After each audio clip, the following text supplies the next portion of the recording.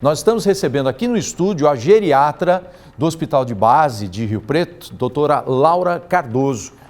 Obrigado pela sua presença aqui. Vamos lá, então vamos falar sobre os nossos idosos, nossos queridos vovôs, vovós, né? Por que o idoso tem o osso, pelo que a gente viu ali, mais fraco do que quando mais jovem? O que acontece com o corpo quando a gente envelhece?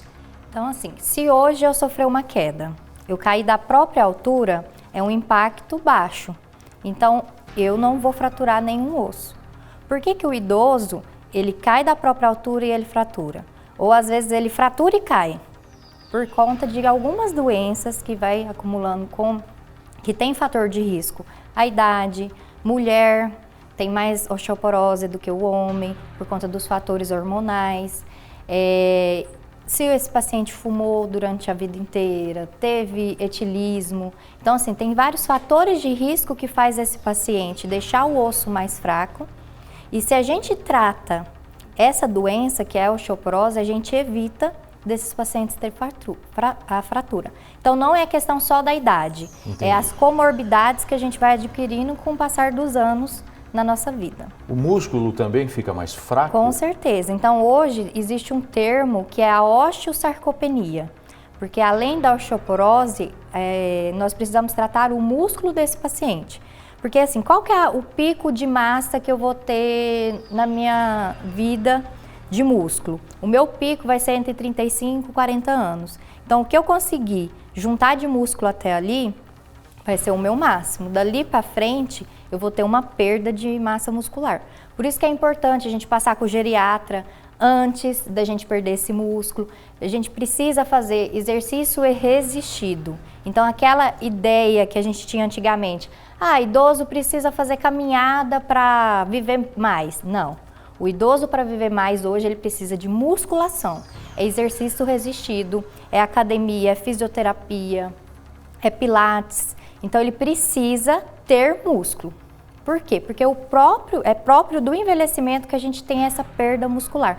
Então, a gente trata esse termo, que é a osteosarcopenia. A gente trata o osso e o músculo do paciente. A gente viu ali sobre a estrutura que as casas têm que ter, né? Mas existem muitos obstáculos até fora, né? Calçadas irregulares, buracos. É importante também o idoso e a família também se atentar a usar calçados que acabem não prejudicando e proporcionando uma queda, uma tropeção ali. Sim, com certeza. Inclusive, o local que o idoso mais cai é dentro da própria casa, que é contraditório, porque você pensa assim, ali ele está protegido, tem alguém supervisionando ele, né? Então, por que isso acontece?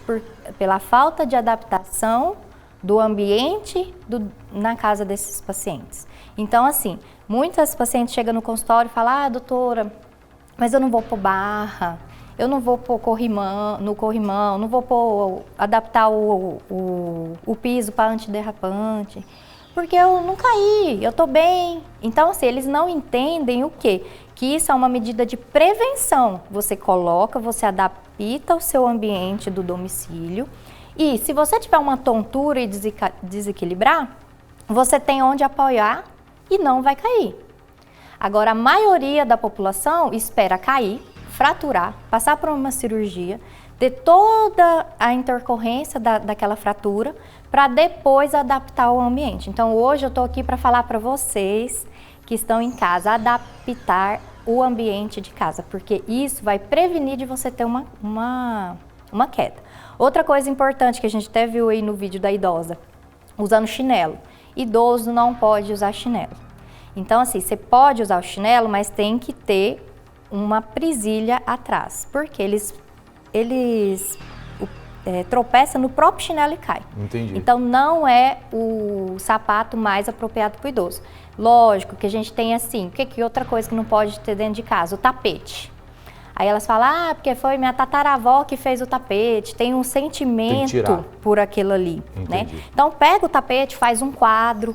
Por quê? Porque aquilo ali vai escorregar e vai cair. Então essas são as medidas para prevenir, porque se ele cair, a chance dele fraturar é muito grande. Porque o osso, ele tá frágil e a chance do idoso ter uma osteoporose é muito grande. Por que a gente vê casos de idosos que caem, fraturam de repente a bacia e depois acabam não se recuperando, né, 100% e muitas vezes depois de um tempo acabam falecendo, né? Acontece isso mesmo? Por quê? Ou é coincidência? Não. Porque assim, qual é o local que mais fratura? É vértebra.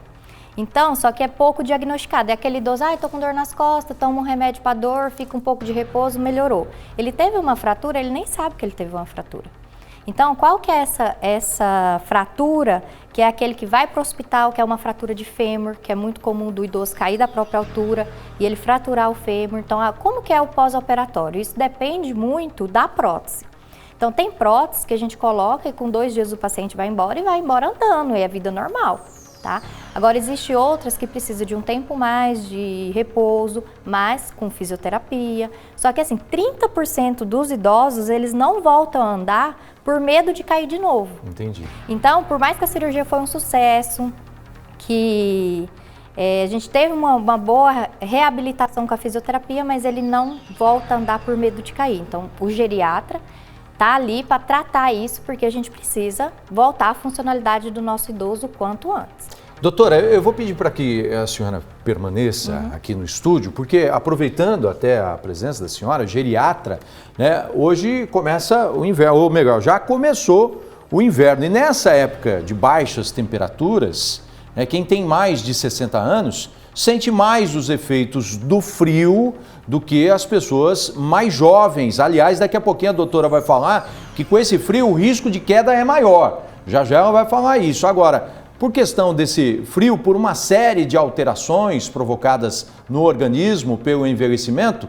os idosos ficam mais vulneráveis, né? E para evitar que fiquem doentes, é preciso tomar uma série de cuidados. Além dos problemas respiratórios, né? Pode até aumentar o risco de queda. Doutora, há risco de queda também, que a senhora estava falando, né? Por conta aí do frio? Com certeza. Então, assim, o que acontece muito? Aquele idoso que tem aquela doença crônica no joelho, ele tem bastante dor.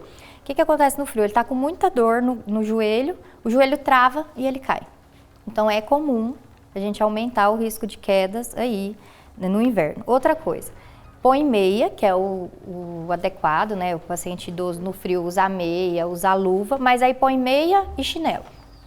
Aí aumenta a chance dele tropeçar no chinelo mais ainda. Então, assim, precisa de todos esses cuidados, aumentar a hidratação da pele também. A alimentação também tem que ser reforçada? Alimentação mais aquecida, porque assim, até a pressão no frio, ela tem alteração.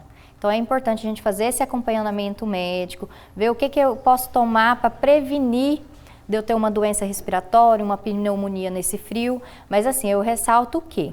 Se você, idoso, vai sair de casa, nesse período que a gente tem um aumento das doenças respiratórias, usa máscara, faz a sua proteção, tá? Porque nós temos mais vírus circulando e a chance desses pacientes adoecerem nesse período é maior, além de aumentar o risco de queda. Eu queria fazer um convite. Sim. Porque o hospital de base é o hospital amigo do idoso. Sim. Então, nós fazemos várias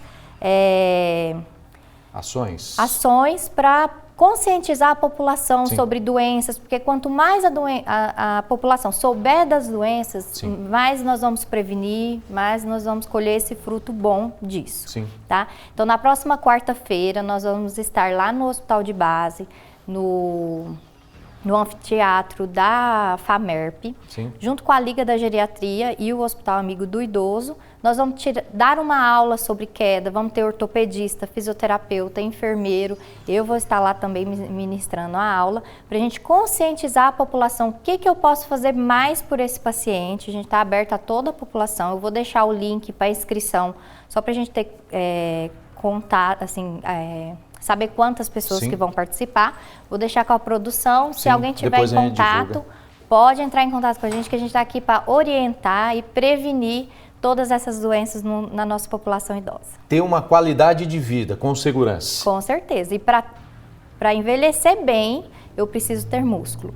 Então, nunca é tarde para começar. Ai, doutora, eu tenho 90 anos, então vamos lá, vamos para fisioterapia, vamos pegar peso, vamos para o pilates, vamos melhorar, porque não pode cair. Porque se cair, o risco de fraturar é muito grande. Tem uma alimentação especial que ele deve seguir para manter o músculo forte, os ossos também? Tem essa recomendação? Tem, a gente faz uma reposição de cálcio, a gente tenta no máximo aí na alimentação e evitar remédios, né? Porque o geriatra odeia remédio.